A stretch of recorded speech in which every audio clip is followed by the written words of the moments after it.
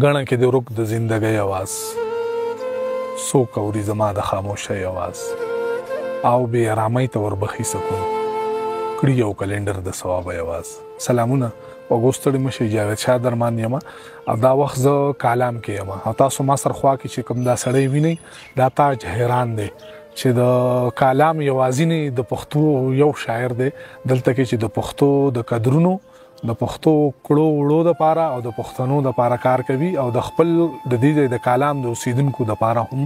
منډې ترډې وهي. هغه کو جرګه شوه که مرکه شوه که هر رنګ ستونزه شوه نو دا پکې نیغ ولاړ وي. راځئ د دوی سره یو خپرونه لرو او څه شعرونه ترې ریکارډ کوو یو څه پوښتنې ترې کوو. سلامونه تاج حیران صاحب خپله خپرونه کې د تستړی مشي وایو دا زمونږ دویمه خپرونه ده. تاسو نه ما مخکې مې یو ځل ریکارډینګ کړو او دا زمونږ دویمه خپرونه ده. په خیر راغلي درته وایم. ډېره مننه جاوید شاه صاحب او تاسو په خیر راغلئ او زه ستاسو ډېر زیات مشکور یم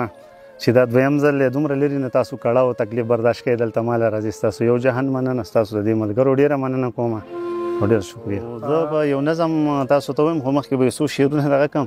وایي چې تر څو به مونږ ودیو د لمبو د سوري لاندې او خوب زمونږ به نصیب نشي د سپرلو د سوري لاندې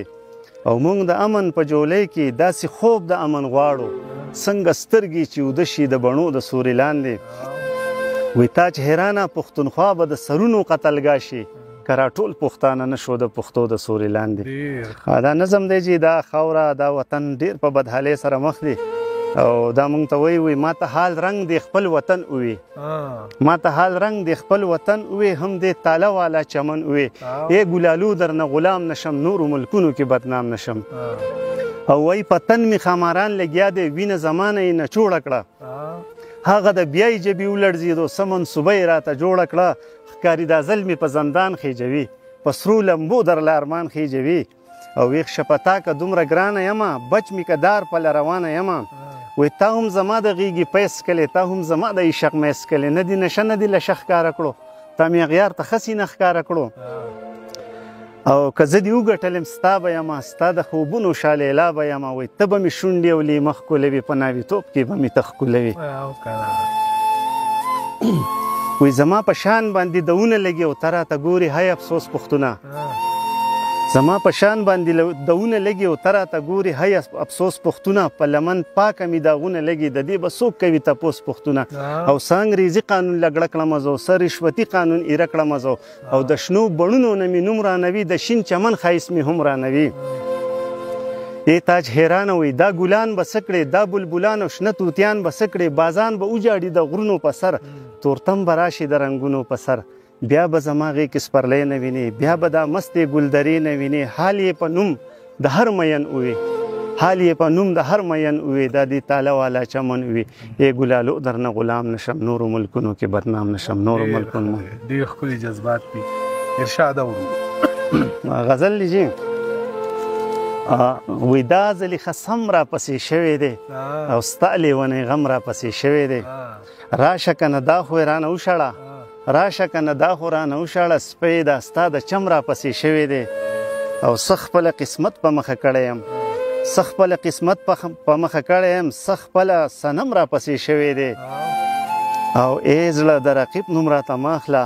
ای زړه د رقیب نوم راته مه اخله دی خو زه منم را پسې شوی دی او څه خو ما قسم تا ته خوړلې وه څه خو ما قسم تا ته خوړلې وه څه هغه قسم را پسې شوې ده وی تاج حیرانه خپل او که پردی دی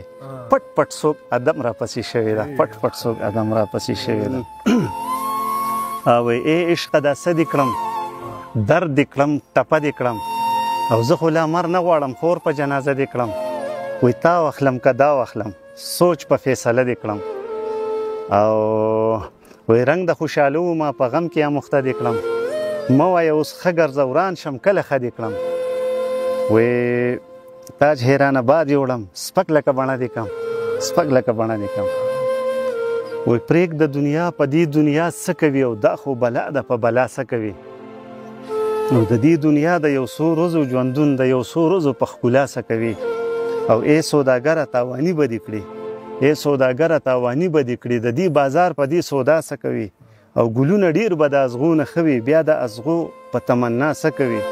ژوند هغه ژوند چې په خندا تیر شي ژوند هغه ژوند دی چې په خندا تیر شي، خندا پیدا که په جړا څه کوي. وایي تاج حیرانه د ګلو پڼ وتړه،